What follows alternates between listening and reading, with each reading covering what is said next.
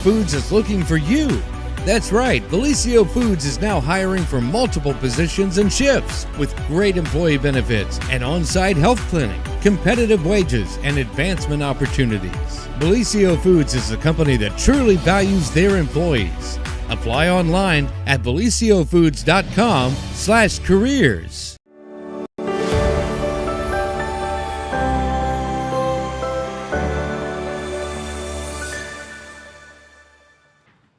Well, good morning, everyone, and welcome to the morning show right here on Main Street TV, where it is a hot Wednesday here in Southern Ohio. And but never fear, we have the Fire Chief Dave Channell here with us this morning to talk about something that you may or may not know that's going on this weekend, because it kind of snuck up on us as Labor Day is approaching, and we here in Jackson are having some fireworks. That's correct. It's the fireworks that we did not get to do on July the 3rd because of the big rainstorm that just hit at the last minute. Yes, it did. And the people felt they couldn't do it for safety, so we canceled them.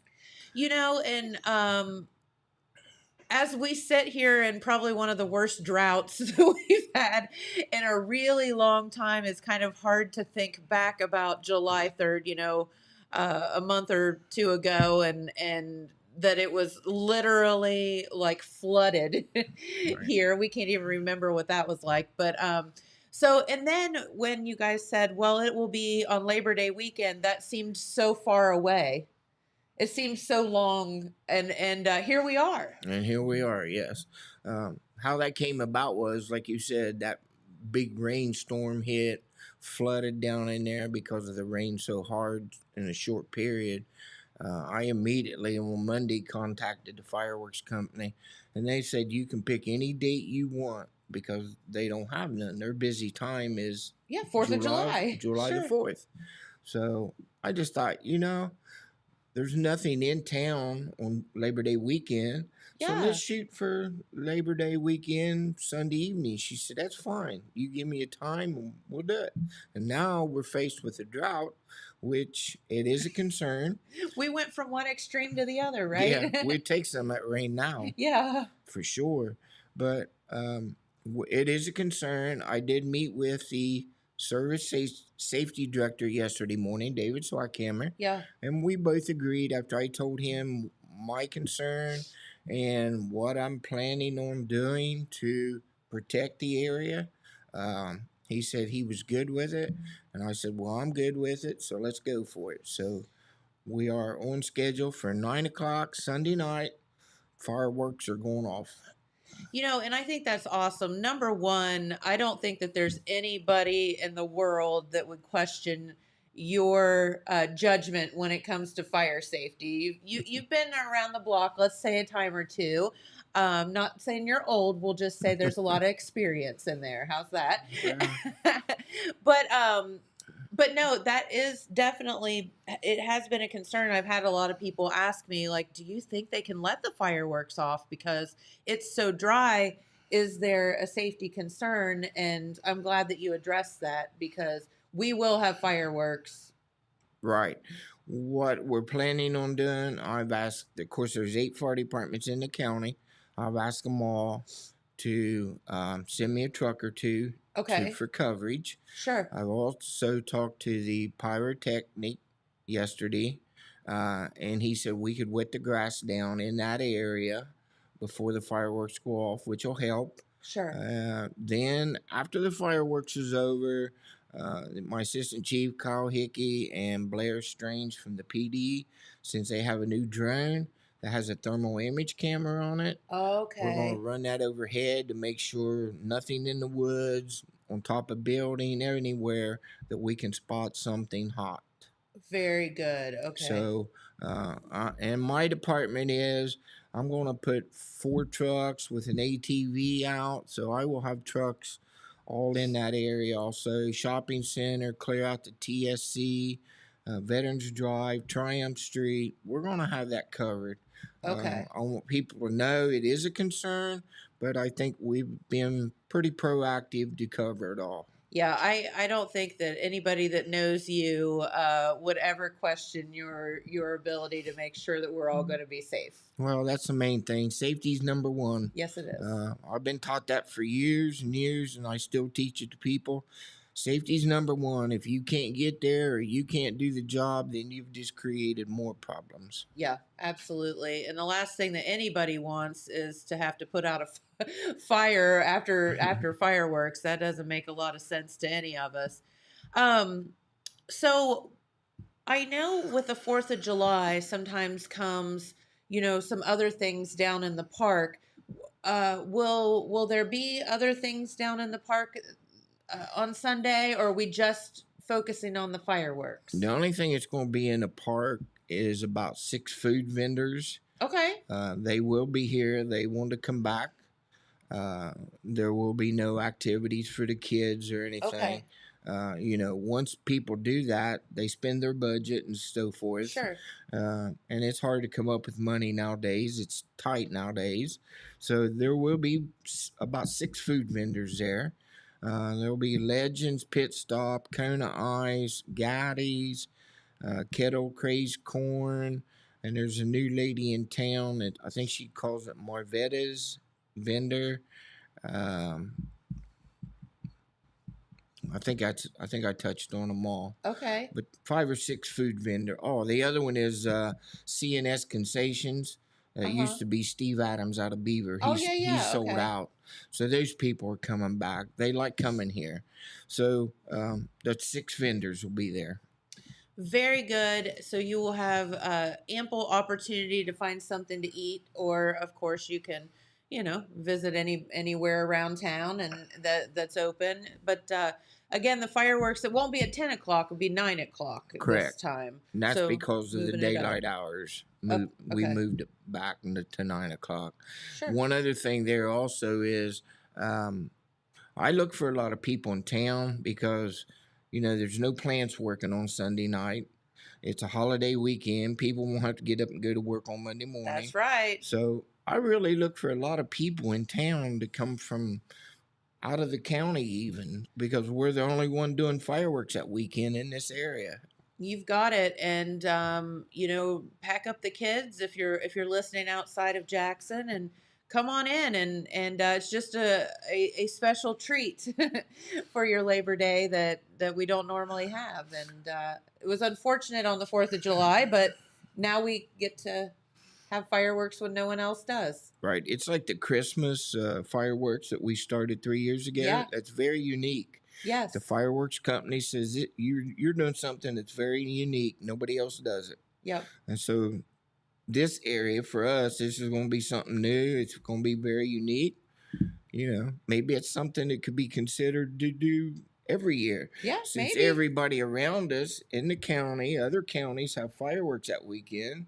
Maybe this is something the community would want to look at doing Labor Day weekend and build it bigger. Yeah, do a little bit different festival kind of thing. Correct. Hey. So time will tell. Listen, it's all about thinking outside the box sometimes, right? That's right.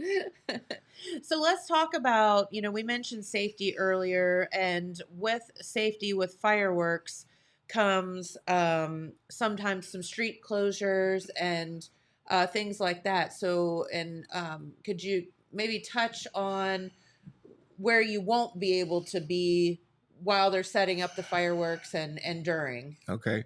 Well, starting that day, of course, the Eddie Jones Park will be closed all day and evening until after the fireworks is over. Okay. And the bike path, all that's closed.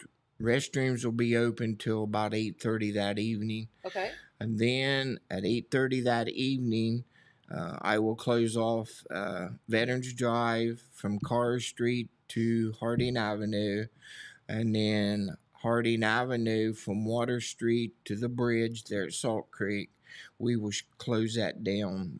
No traffic will be moving until after the fireworks is over, and then we will open it back up. Okay. And that's all for safety. Sure. It's just a minor inconvenience of, if you're trying to get somewhere, just go around. Great thing about the city of Jackson is it's in a grid. So just go down one street and go over. You're fine. but yeah, you certainly don't want to be driving down the road and have some errant firework come flying at you. That would not be a good thing. No. And like I said, just be on the lookout for extra fire trucks. Um, Give them the right of way, especially if they're running with the red lights and siren. That means they're going somewhere. But be careful not to hit one just in normal traffic, because I'm looking for probably, I'd say 15 trucks in the area to Okay. protect it. And the thing is, if you see that many trucks out and about, don't be alarmed. They're just there because it's so dry out, Right. It's basically. extremely dry. Please do not be using fireworks if you have some left over. And of course, like Jennifer said, don't be doing open burning of any type right now. We do not start our brush fire season for fall until October, November, and here we are. We're Oh really my. dry. Yeah, it's very dry. And I can tell you, I've talked to several firefighters, and we're really worried about the fall season. I was thinking about that as, honestly, leaves are falling off the trees already. They're just withering up, and Yeah. we're going to have no beautiful fall foliage, I don't think. They're just drying up and falling. Heck, I have an apple tree at my house that has apples still growing on it and no leaves because they've just Yeah. they're just crispy. And with that, I know I got a message from the sheriff's department the other day that said, no burning right now, whether it be during the day or whatever. I know that that's a thing where there's certain hours where you're allowed to burn, but right now, don't do it. Right. There's no reason for you to do it right now. No, there's no reason to have a pit fire or something. It's not cold out. I know people enjoy them, but it's very dangerous right now. I don't care where you're at, what you're doing. Yeah. It's dangerous. No burning. Yep. And that's you have the head honcho sitting here telling you that. And again, it's not because you're being mean, it's because honestly, y'all want to have a life too and don't want to be out fighting needless fires all the time. Right. Yeah. And like I just said, it's going to be really a dry fall if we're this far out and we're Yeah. already dry. When you walk across your yard, you can hear the grass. It's so dry, just crunching. It is. It's bad. Yeah. And I know we were out last night just playing with the dogs and stuff. And I told Jamie, I said, my God, there's just like big dirt spots like in our yard where grass used to be. And he's like, yeah, there's nothing you can do about it. There's not enough water in the world to keep it, watered. And it just is unfortunate that, that's the state of affairs right now. Yep. And it's not looking like it's going to rain anytime soon. No, I know for Sunday for the fireworks. Yeah, I just checked the weather a while ago. It's supposed to be a high of 88 Sunday, so it is going to cool off some. Yes. But again, it's dry, but we need rain. We definitely need rain. And so in the meantime, while we're waiting on Mother Nature to throw us a bone here, just be very, very careful out there. And, even try to refrain from those weenie roasts and all the fun things that sometimes we do during the summer. Probably not the smartest thing to do right now. Right. Even for the football game Friday night, it's home where they park cars in the grassy fields. I'm going to have extra truck there. Mm-hmm. Your exhaust could drop a spark, somebody drop a cigarette in the field. We're going to be prepared. Absolutely. And yeah, you're exactly right. Cars get hot and Yeah. and with this grass and all that the way that it is, that could be very dangerous as well. So One car could turn into 6 or 8 real Yeah. quick, like. real fast. Man, you guys just have to be everywhere all the time. And Gotta be prepared. well, you have to think ahead. You have to be proactive and not reactive. And Yeah. and again, that's where your experience comes in. That's a Yeah. good thing. Like I said, safety's number one. Yep. And you could talk to anybody in the county, any fire chief, any firefighter. Safety's number one. That's exactly right. So, once again, let's touch on the fireworks. It'll be Sunday evening right here in Jackson. Where are some good spots that people go to watch the fireworks here in the city? A lot of it is, of course, you got where the market places there on Harding Avenue is a good field. around Lewis Gillum Funeral Home, the car wash on Water Street, the shopping center, over at, of course, Manpower Park's the good place to bring your Sure. chairs and stuff and set out. Anywhere out Main Street there, clear up to TSC. Oh, can you see them out there? Yeah, yeah, Okay. you can still see them up there once they get up above the trees. Because Madison Jefferson sends me a couple trucks up, and they'll set out there. Okay. And that way, if we have a fire on that end of town, they can get going. Okay. So yeah, you can see them from out there. But mostly down around the Manpower area is your best spot. Okay. Very good. And we just want everybody to come out. And it's just, when it got canceled, it's very disappointing. But now here we are with this special gift on Labor Day weekend. A lot of people don't have to work on Monday. And so Sunday, you can just bring the family out and have a good time. I think it was an excellent choice when they said, you just pick the date you want, we'll be there. Yeah. It's something different. And that's what makes life interesting, something different. So that's what this is all about this weekend. Heck yeah, I love that. So like you said, invite the family, Yeah. friends, whatever. The lady that I deal with at American Fireworks in Hudson, Ohio, she is from Pike County. So she's planning on coming down this weekend because during the Fun. 3rd of July fireworks, Yeah. she can't leave the office. No. So she's going to go Definitely get her not. mom in Pike County and bring her over for fireworks. Well, how fun. That's a special treat for her as Yeah. well. That's right. Very So, good. Very good. Well, while you're here, is there anything else you wanted to touch on? no, I don't think so. I think we touched on last time. Fire departments are still asking for help. Yes. Me and myself, our department, we're up to 20. And, back during COVID, I was down to 6. I was so going to that's say good. you had, yeah, that's very good. I have 7 cadets now. So training them, and hopefully they'll stay around, keep interested. That's great. That's the name of it too. Get the young generation involved now. Absolutely. So, and other departments got cadets going. So that's what we were trying to do: get the young generation going. EMS, same way, they need help. It's all about bringing the young generation into it. You've got it. And, a very rewarding thing to be a first responder and to help others along the way and make you feel good. So, Right, yep, get out there, help others if you're able to. right. And it's a good thing. So, all right. Well, Dave, thank you so much. We hope everybody comes out this coming weekend, this coming Sunday, to watch the fireworks here in Jackson as they were rescheduled from the 3rd of July. And that pesky rain that we certainly don't have now kind of took care of that for us. But Right, that we really need right now. Yeah. We need some of that. yeah, could it come on and help us out a little bit? So, well, Dave, get back to work. You're a busy dude, and we appreciate you taking time to stop by and see us this morning. All right, I'm sure I'll be back probably for Christmas fireworks and Love that. Santa. So we'll see you Yay! then. Santa. That'll get by. This is going into September. We're only looking at about 120 days till Christmas. I know. As we're sitting here and it's 100 degrees outside, that's kind of it's so hard to think that Christmas will be here before you know it. Right. I appreciate you inviting me in again, and we'll be back. Well, you're welcome anytime. You know that. All right. So. All Thank you. right.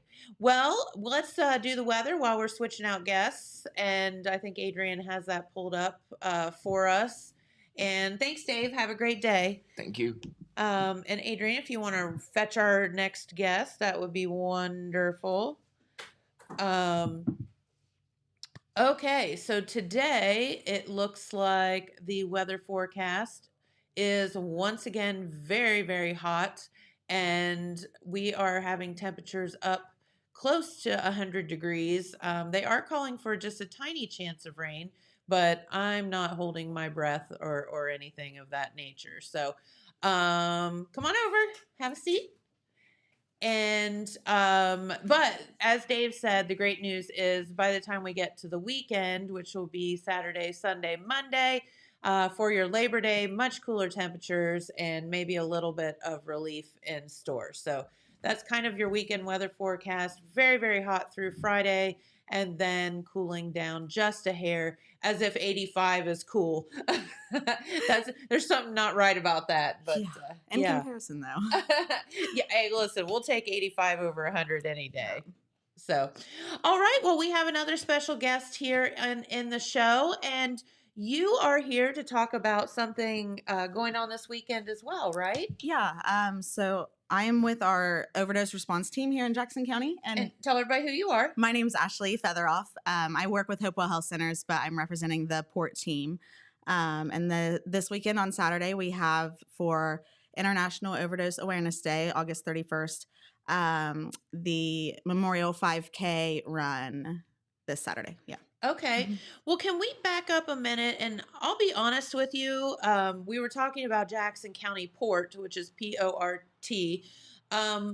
Could we back up and just talk about that for a minute? Because I wasn't really all that familiar with it. Yeah, so we just started the team last year, so it's relatively new. Okay. PORT, P-O-R-T, is the post overdose response team. So we're a team comprised of behavioral health professionals, volunteers, law enforcement that come together, and we get the reports from our EMS and law enforcement on overdoses in the county. Okay. And people who have survived those overdoses, we reach out to them. So we go out into the community, go to their homes, try to come in contact with them to share resources for either treatment or food or whatever it is they might need that can help them kind of get out of that spot that they're in and prevent it from happening again. And for all of those sitting out there today that say, well, why is that needed? Because we don't have, a problem here in our area. What would you say to that? So the numbers prove that otherwise. From our records, so we have to consider too that this is just reported overdoses. We have Right. Narcan is very readily available now. So there are a lot that go under the radar we don't hear of. But up until the end of July, we had 37 reported overdoses, and that was with law enforcement and EMS. And we had 8 of those being deaths just this year. So, Wow. Is that in Jackson County? in Jackson County, yes. Okay. So that's 8 folks that have lost their lives and 37 people that have overdosed. And that's 37 people too many. Yeah, absolutely. So with Port, let's talk about some of the things that you all maybe in depth more, maybe offer. I know you say that you'll go to people's homes or you'll check in with them and their family. So is that something that they have to seek you out or you seek them out, or how does that work? So it can go either way. Okay. We actually, for people who, say, a family member or a friend who might be concerned about a loved one, they have the ability to make a referral to us. We have a phone number. We have an email address. We have a referral page that you can fill out on our website. And those, they can, enter their loved one's information. And then we would then make contact with that person. When we get reports from law enforcement or EMS, we go out and make contact with that person. Someone can reach out to us if they need help themselves, and we will link them with services. Okay, there you go. When we make contact with people, we provide, we usually have our bag that has Narcan in it, and then it has a folder full of information of different resources in the community. And then we also include a phone number for a peer support specialist, which is someone who's in recovery themselves, so that they can reach out to them if they feel more comfortable talking with them. And I was just sitting here thinking there's a lot of people. It's okay. So here's the thing. Empathy is something that we should all exercise a lot more. And there's probably people, unless you've been affected by drugs or somebody that you love being affected by it, you don't really understand what we're talking about. And for all of those out there that say, oh, well, they're a druggie and they deserve what they get or whatever, just think if that was your son or daughter or your niece or nephew or cousin or, a best friend. They're human beings and they need help. Yep. And that I think that stigma needs to, because anybody can get addicted. Anybody Yes. can, it doesn't matter. It can happen to anybody, and that stigma is a lot of the reason that people don't seek out help and that they Yes. stay in that cycle because they don't want to be shamed or looked down on. Yeah. And that is a big thing of what we're trying to eliminate as well with the overdose response team, is to make it more of a comfortable conversation to have so that people know where they can go to get the help they need. And I think with, and this is backing up to like Judge Music and the drug court and some of the things. I'm sure everybody works together, but when you get those peers in there, though, people that have been there and done that, I bet it is a lot easier to talk with somebody that, hey, listen, I've been there and here was my experience and you can do it. Yeah, it's a lot easier for people.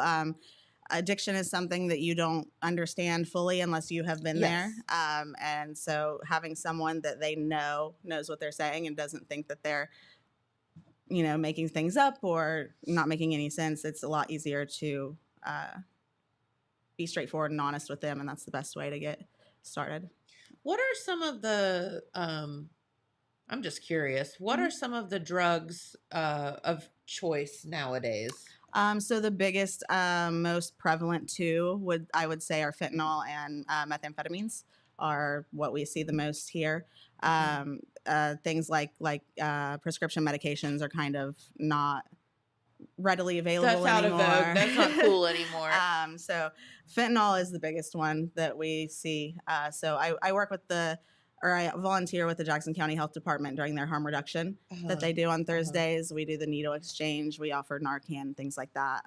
That's why Narcan has really become so much more needed, is fentanyl is not only put into other drugs, but it is the drug of choice in most people. Not most, but I would say a large portion of people here. Correct me if I'm wrong. Isn't fentanyl like an elephant tranquilizer or something? So fentanyl is a opiate, so it is not a tranquilizer. Okay. There are other drugs that are used. There's actually a drug called xylazine that is a tranquilizer, and that's something we've been seeing show up in drugs as of late. Narcan does not work on that. That does. And that has been causing problems. That's a new thing that we're seeing. But fentanyl is an opiate. It's a very, very, very strong opiate.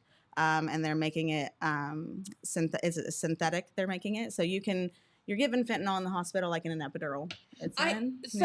So my niece was like telling me about. She's like, "Hey, did you know that in my epidural they gave me fentanyl?" I was like, "What?" Yeah, you hear the word and you're like, "You're like, wait. oh my gosh." Yeah, regulated in the hospital, totally fine. Totally fine. Yeah. Made unregulated synthetically. That's what we're seeing, and there are offshoots of fentanyl now, like carfentanil, and there's a million different names that are just either made different ways or to be stronger than fentanyl. Is the thing with opiates is you build up that tolerance, and it has to get stronger and stronger to get the desired effect. So but isn't just like a pinpoint of fentanyl like very dangerous? Like, yes, if you ingest it, there's a lot of misconceptions. Okay. So like the whole, if I touch a dollar bill that has it on it, I could overdose, is not necessarily true. If you eat the dollar bill, eat the dollar bill, that's when you're going to have a problem. I don't think any of us are doing that anytime soon. Yes. I don't know what would be worse, the fentanyl or the germs that That's are what on I the was dollar going to say. bill. I wouldn't eat a dollar bill Yeah. either way. No. So, but yeah, if you're not ingesting it or getting it into like a mucous membrane, you don't actually have that risk of overdosing just from touching something. Okay, because I have heard that, and that's terrifying. I mean, that would be a really cruel joke to do to somebody, or not even joke is not the right word, but like I know what you mean. Prank. Yeah. Something. It is a very, very, for somebody who has no tolerance, a very, very small, minuscule amount is enough to kill someone. So the fentanyl is being put into other things to make it basically, lack of better words, stronger or more potent. Yes. So the fentanyl is being put in things like we see it come through a lot of people that overdose after using meth because they don't have any tolerance to the opiates, but it is being put into the meth more so usually to make it more addictive, more desirable. There's a physical addiction or a physical component to addiction with opiates that you don't see as much with meth. So if they include that little sprinkle of fentanyl in it, it keeps people coming back more often. Okay. Which is good for the person selling that or Yeah. Okay. It's all just a crazy business, isn't it? In Yeah. a way too. Yeah, it is. It is without considering how many people are losing their lives because of it. And that's what it's looked at like. For sure. And if you said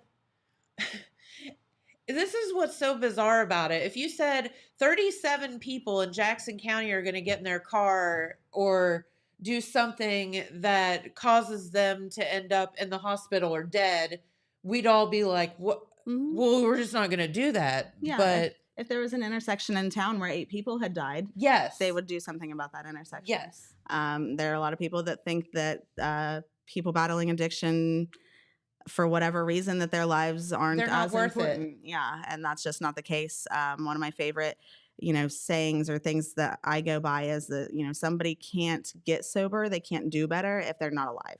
So people say, why do we have Narcan? Why do we keep bringing them back? Why do we I've keep heard letting that them a do lot. it? Yeah, that's a very common thing here in Jackson County and in a lot of places like this. But if people die, we can't help them. So. There's also, and we have the folks from the health department come in regularly and we talk about all the different services they offer, which are fantastic, by the way. But this needle exchange program they've taken a lot of heat for it, and I don't understand why. Mm-hmm. They're not enabling. They're not, it's just something to try to make things better. So harm reduction, the concept of harm reduction, a lot of people, think it's enabling. But if people are using, they're going to use and they're going to find a way to do it. So things like the health department's harm reduction clinic, they provide a safe way to do that. And it's not only safe for the people who are using drugs, but it's safe for the community who are not finding syringes laying around. Exactly. They have somewhere safe that they can go to return those things. And, not to mention they're checking on them. Mm-hmm. They're checking on those contact. human beings. Yep. They're making sure they have toiletries, things like that. Mm-hmm. Just food. basic. Yeah, they do a lot. And then we always have from Hopewell a behavioral health professional there, so they're coming face-to-face contact with that person every time they come in. That's awesome. And it's easier to reach out to somebody if you've talked to them before and know who they are. And again, it's easy for people to sit there and judge if you haven't,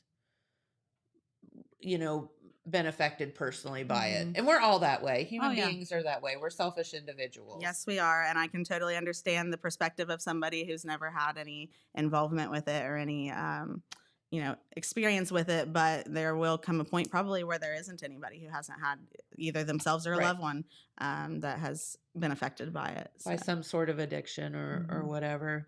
Okay. Well, I just want to kind of touch on what you all are doing, which I think is fantastic. And so let's get to why you actually came here, which was to kind of talk about the 5K that's going on. And let's go over the deets of that. Okay, so the 5K is this coming Saturday on August 31st. We're going to be doing registration beginning at 8:30 that morning. And then at 9 a.m., we're going to be doing like a little memorial service type thing. So if you've lost a loved one, a friend, or someone that you know to a drug overdose, you can come. You can write their name, write a little message. We're going to be doing a balloon release for that. At 9 o'clock, we have Justin Oyer coming from Warriors for Christ, which is the inpatient rehab here. He's going to come do a little prayer for that. And then following that, the race is going to start at about 10 o'clock. Okay, and where is this exactly? So registration, everything will take place at Manpower Park. Okay, right here in Jackson. Yep. Same as the fireworks. Yeah. Yes. And what would you call it? The route of the race will go through town. There's a map online on the website, which is, I don't want to tell you incorrectly, so I'm going to pull it up on my phone, but I believe it's Tri-State Racers. I think that is Tri-State Racers. They have all the information, the map and everything online. That's where you can register as well. And then you can register the morning of course. Okay. Perfect. and then the race will come back to the park, and then we're going to have free food, organizations set up if they want to, things like that. She said free food. I mean, that's enough to show up, right? Yeah, absolutely. Absolutely. Very good. And one of the things that I guess I wanted, while I have you here in the hot seat, to talk about is, for example, I have a friend who is, been battling with some alcohol addiction issues, and if you don't have insurance, or you sometimes you just don't know where to turn. Absolutely. And you get in that that deep hole that you can't And you're dig like, yourself out of. it's hopeless. Like I just I don't know. There's no one to help me. The system that we have to work with is very, very, very difficult to navigate for someone who's doing well. So for somebody who isn't, it's impossible almost, seemingly. Yes. So that's where you all come in. That's where we step in. We of course offer all of those resources, but we also have people who can help you manage them. Once you get set up with a behavioral health agency, like that's what I do at Hopewell, is I work with our clients to help them get insurance if they don't have insurance, or get the food stamps or resources that they need. People don't realize that things like addiction stem from something else. They're struggling with something else, and that's if you eliminate those barriers, it makes a big difference. Yeah, and your job is to kind of peel those layers of the onion back and figure it out. Yeah, and help that person along the way. So, all right. So I'm trying to think if there's anything else I was going to ask you. The 5K, I mean, is it one where you could walk or bring the kids, or? Yep, absolutely. We are advertising it as a walk or run, because I know, myself included, a lot of people don't want to make the not run. running. Not happening. Definitely not. You can definitely walk it. We did do, it's unfortunately too late now, but we had t-shirts for the event. You just had to register by a certain date to be able to get those. But you will still be able to order those afterwards as well. And trying to think if there's anything else. It's definitely family friendly. There won't be anything available or offered or talked about even that would be inappropriate for kids. Okay. And in fact, I mean, so here's my thing is, I think kids need to be talked to sometimes like adults, and it's probably good to involve them in some of these conversations. It really is. We actually, in drug court on Monday, Judge Music actually asked us what we thought the providers, the appropriate age would be to start talking to kids about things like this. That's a good question. It really was. And we all almost unanimously said like maybe 4th or 5th grade, which seems really young. But they're still kind of young enough to listen to you. Hey, listen, we're talking about the birds and the bees in the 4th grade or whatever it is. We got to watch that stupid period video. Oh, yeah. Yeah, so we can talk about this. Where, by the way, all the boys got to go out to recess and we had to watch. Did you have to do that? We did, but the boys had to watch their own video and mine. Oh, so we went to separate rooms. They just got to go outside and play, and we had to watch that stupid video. Welcome Not to being that I'm a woman. bitter or anything. But no, I mean, and that is a fair point that if you're talking about things like that at that age, then certainly addiction or whatever. Kids are not dumb. They see things. Yes, they they're do. Very observant. Yes, they are. And they are little sponges. I've learned with my 3-year-old, they pick up everything. So they need to have the appropriate, safe conversations about those things, because they are going to have or hear the inappropriate ones. And they're very susceptible to, very naive, to fall down that path if someone they are around is. Right. Absolutely. And I was just thinking, you're better to have your kid, equip them with the knowledge of what's right or wrong, or why people may be addicted, or have all those conversations with them, or why it's a bad idea, to go out and do some of this stuff. And I think if you just kind of I know it's hard. It's a hard conversation to have. Oh yeah. Nobody absolutely. looks forward to that, but seems like a thing to do. It's definitely important, especially now that kids be made aware. I mean, kids, teenagers have always experimented with things like drug use. I mean, that's just common knowledge, and now it's a lot more dangerous of a concept. Like the funny person, smoking the doobie behind the high school was like the worst thing that ever happened. Right. When we were in school, and now it's way worse than that. Yeah. And now they're, and you don't really know what you're ingesting now when you're using drugs. And, without that background knowledge, you don't really know to be more cautious. So it's very important to talk to kids about that. Very good. Okay. And, the proceeds of your 5K, I assume, are going kind of back into, the whole point is. Yeah. So, the proceeds are going so we just got a couple of grants for the port team. So we are pretty well established right now financially, but we did have some donations and things come through that are going towards the team. And then the proceeds from the event are going to the harm reduction clinic over at the health department. Wonderful. And then I love believe how everybody ties together. Yeah, absolutely. We have a ton of awesome agencies, entities that are involved in the port team, like the Jackson County Municipal Court. Probation has been a really, really big part of it. Yep. They are very recovery focused. They are they want to help. They don't want to punish. Yes. So they've been awesome. But the dog pound as well, we kind of split it between two things unrelated to kind of include the whole community. So, if it's not someone that necessarily would do it for the harm reduction clinic, we're also going to help out the dog pound as well. Very good. And who doesn't love to help the puppies? Yeah, that's fine. It was National Dog Day the other day. We had like 5 adoptable dogs in here from the dog pound. Why isn't you there should have dogs come that day. Derek didn't tell me.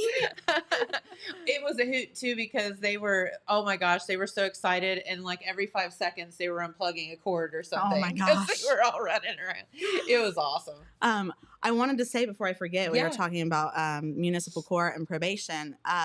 I did get approval yesterday from Judge Music and from the probation department that anybody who is on probation right now that has community service hours that they need to complete, if they sign up for and participate in the 5K this weekend, they get 8 hours of community service for free. Yes. So they're awesome. They're awesome in getting people to get involved and get out there. They did the same thing for, we had a Bridge Day event in Wellston last month, I believe, and in July.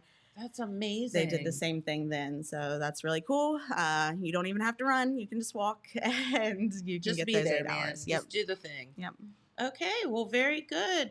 Well, is there anything else you want to touch on before we bring Pete over to do some news? That's a good question. I feel like yes, but I feel like really we have covered it all. Well, maybe we could have you come in sometime and do dive deeper into just addiction in general and that kind of thing, and some of the things that you could do to help a loved one or prevent yourself. Absolutely. That would be awesome. I don't know if you can tell, but it's something I'm very passionate about. Well, so obviously, yes, we love that. And it takes special people like you, to help this situation, because it's not going to get any better on its own. Right. Absolutely. Yep. All right. Well, Ashley, thank you so much for stopping in. Thanks we for having greatly me. appreciate it. And get out, sign up for the 5K this coming Saturday morning. And free food. Free food at Manpower Park. What's not to love? Thank you, honey. Come on over, Pete Wilson. Are you going to run in the 5K? If I was there, I would walk in the 5K. Briskly, maybe? Briskly. Didn't you used to run? If it's downhill. Oh, yeah.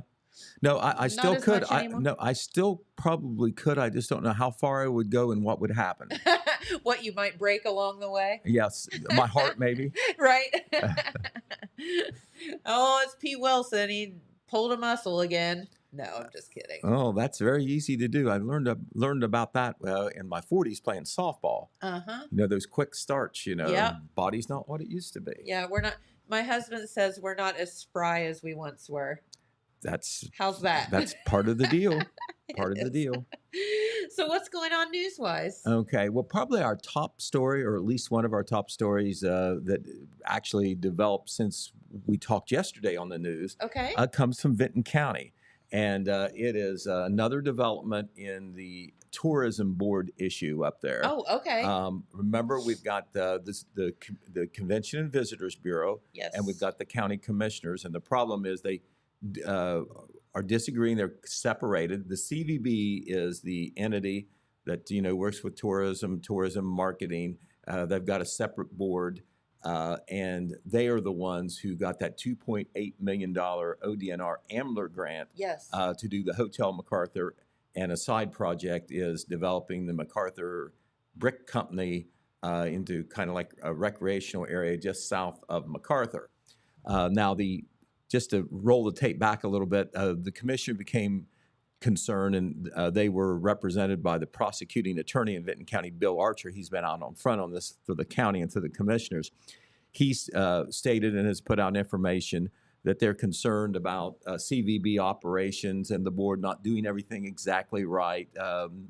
Nothing criminal or anything like that, but just feel certain things haven't been done right. And, it was not going down the right path. Right, and the CVB has the grant, not the county. But the county has the bed tax revenue, yes, which is operational money for the CVB. Yep. The CVB's got the grant to do the hotel, but you need other things to do with tourism marketing and staff. And right now there is no staff at the CVB because Amanda Boring, who had been the newly hired staff member there in April, I think she started, she was laid off shortly after this stalemate, this dispute occurred. Okay. So what happened yesterday was the commissioners in Vinton County, Bill Archer was there with the commissioners announcing this. They have formed a new Vinton County Department of Tourism that is separate from the CVB. Okay. Now, they don't have the grant, but what they do have is a source of income in the bed tax, because at a certain point, the commissioners withheld the bed tax from the CVB and said, we're going to put it in escrow. And when we get things the way we think it should be, we'll start using that money, the way it should be to promote tourism and so forth. But the new members of the Department of Tourism, as far as the board members are concerned, and this is a transitional interim board. Okay. It may or may not be. All the members may not go on to be the permanent members of the Department of Tourism. They are Brandy Betts, Bev Goheen, Rick Reynolds, and Abby Saylor. Prosecutor Archer says all of them have some sort of connection with hospitality, marketing, financial, or business experience, which he thinks makes them appropriate fits for this interim board. Now, the CVB is still operating, and the board members, there are 3 of them. There used to be 7. The commissioners and the prosecutors sought resignation so they could put people on the CVB that they wanted to, that they were comfortable with. Well, 4 members of the CVB resigned, 3 have not, and they're hanging in there. Okay. They feel, hey, listen, we got the grant, we want to go forward with it. Let's work it out. Let's work together. And they say the commissioners and the prosecutor don't seem to be interested in that. Okay. So, a lot behind the scenes we don't know there, but there is certainly a stalemate there. So what does this mean for the grant? Yeah, that's what I was going to ask. The grant is still in the possession of the CVB unless some resolution gets worked out with the grant. Now, the prosecutor's position and the commissioner's position, I presume, behind him is that it's not an untenable situation for the CVB to operate without income and without a staff.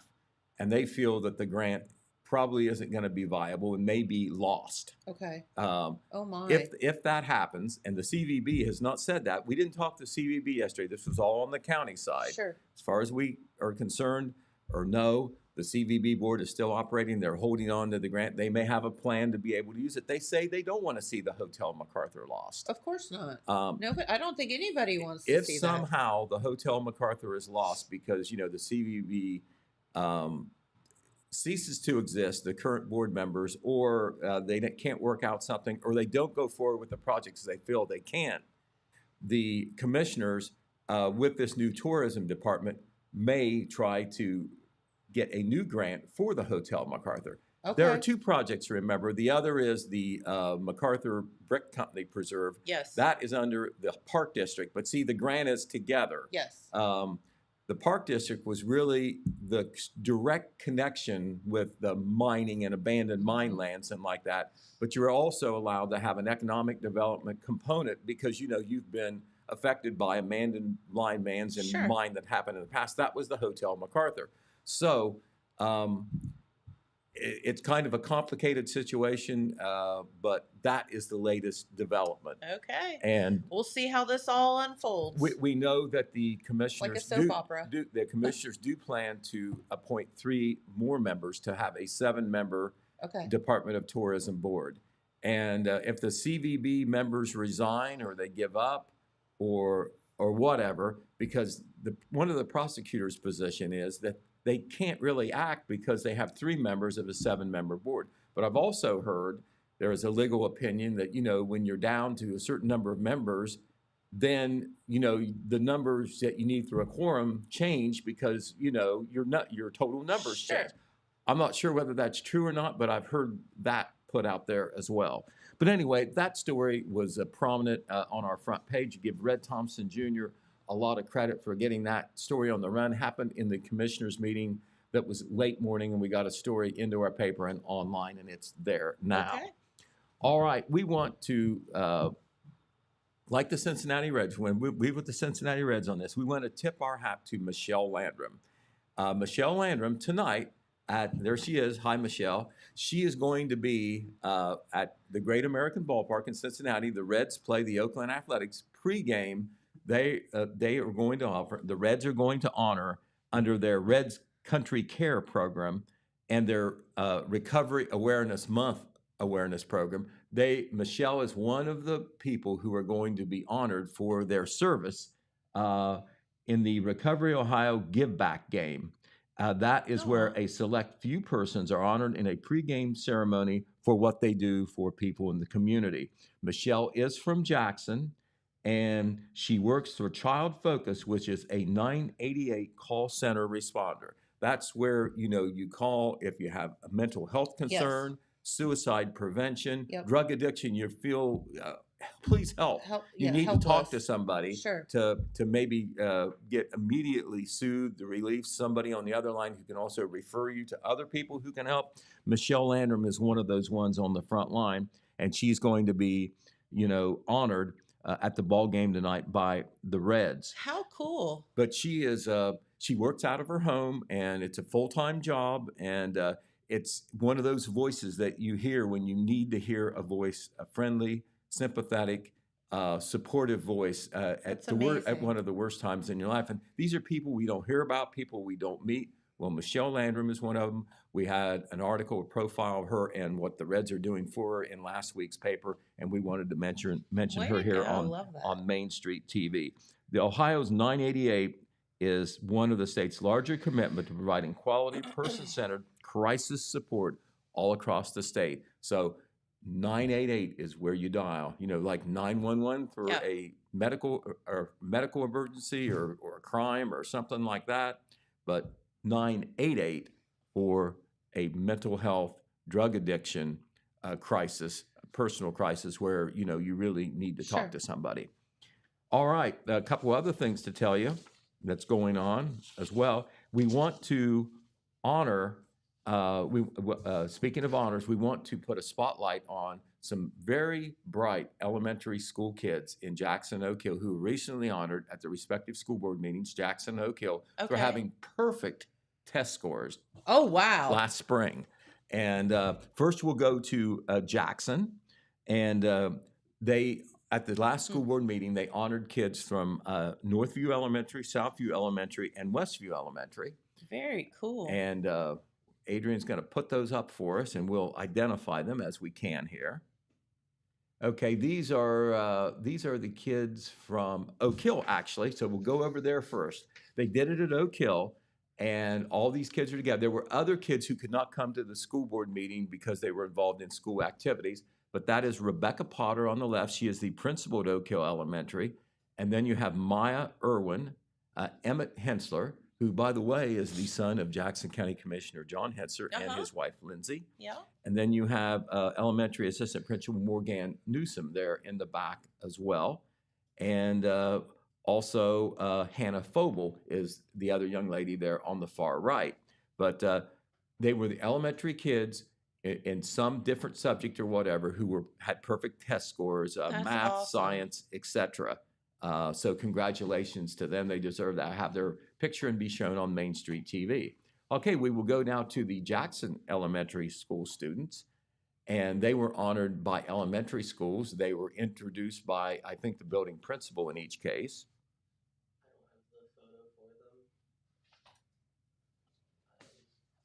Okay. Well, we will maybe do that another time. Okay. Another thing we want to mention in today's issue of the Telegram, we have the Farm Bureau Hog Wild pigs. Yeah. And there are 40 of them. And Uh-huh. let me tell you, they are very colorful. It just blows your mind what these businesses come up with. I know you've It's what- been involved in that before. Yeah, it's like you think you've done a good job, and then you look at some of these other ones, and you're like, dang, these people are creative. Right. Yeah. Yeah. But it's it's for the folks who are unaware of it. It's been going on for a while, but it's so popular and it's for a good cause. The Jackson Vinton Farm Bureau does it, and in July, I think the deadline's late July. You get a ceramic pig that looks like a piggy bank. You do. Very plain pig, and then Yep. you are to decorate it. Yep. However you want, and some of the things they come up Oh with my gosh. are something. It's fun, it's creative, and the good part of it, besides just having some fun with it in a competition, because people yeah. compete on different levels, is that it's a piggy bank, so it collects money. Each penny is a vote, and whichever pigs get the most votes, they get awards. Yes. There's 2 levels for that, depending on the period of collection. Then there's a most creative hog, which is, an artistic thing. And then they even have a Facebook contest now. That's you can right. go to the Facebook page of the Jackson Vinton Farm Bureau, and you can see all these piggies. There's 40 of them. And you do a like, and that counts as a vote in that particular category. However, this edition of the paper that's just out today, back page, they're all in color, just staring at you. So that can give you an idea. At a glance, you can see all 40 of them. Maybe decide who you want to vote for, or go to that business. And you can do this by PayPal and Venmo Yeah, too. there's all number of ways. They you make can it pay. as easy as possible to vote for these hog wild pigs. That's But right. the money goes for youth projects and scholarships that are sponsored by the Jackson Vinton Farm Bureau. You got it. All right, a couple of other things to tell you real quick. Of course, Ashley was telling you about the Overdose Awareness 5K Yeah. run this week. That is for a good cause, of course. On the traffic side, a couple of things we want to tell you. In Vinton County, there is a bridge replacement project that's taking place on US 50. That is the busy east-west highway in Vinton County.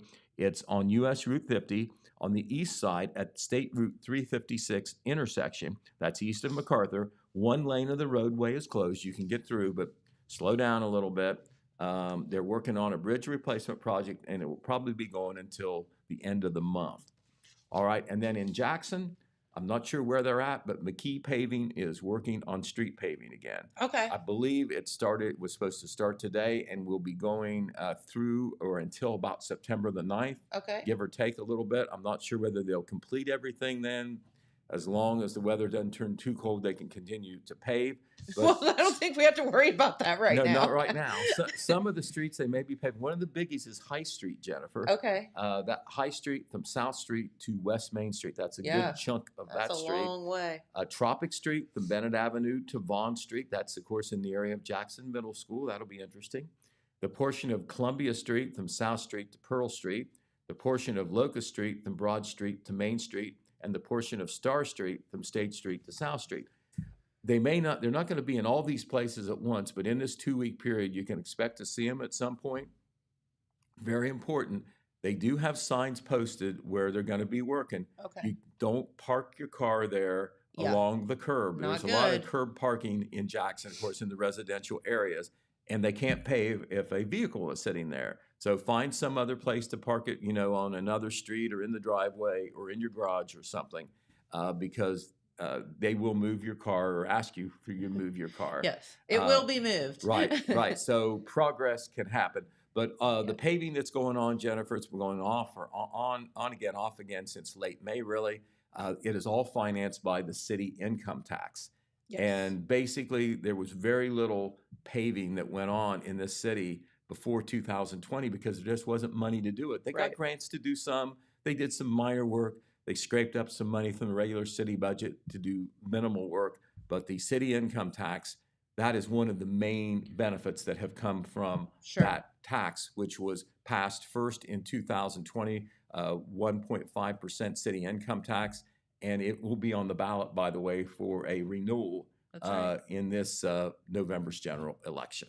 So Very there you go. There you are. We'll be back tomorrow with more. All right. Well, thank you, Pete. And thank you to everybody that stopped by. Of course, Fire Chief Dave Channell and our good friend Ashley talking about Port and their 5K this weekend. And of course, our good friend Pete. So Right. Okay. Well, lots very of stuff good. going on. All right. Well, we will be back here tomorrow with some more fun. And we hope that you stay cool and watch out for your friends and neighbors. Make sure that they're staying cool as well. And we'll see you here tomorrow. All right. Very good. Have a good one. From breaking news to heartwarming stories, the Telegram is your ticket to the latest buzz in town. Read your daily dose of local headlines, sports, and entertainment and more in hand and on paper. Get a print and digital subscription for only $7.95 per month. Delivered fresh every Wednesday and Saturday. Visit thetelegramnews.com or call 740-286-3023 today. Don't just read the news, be a part of it.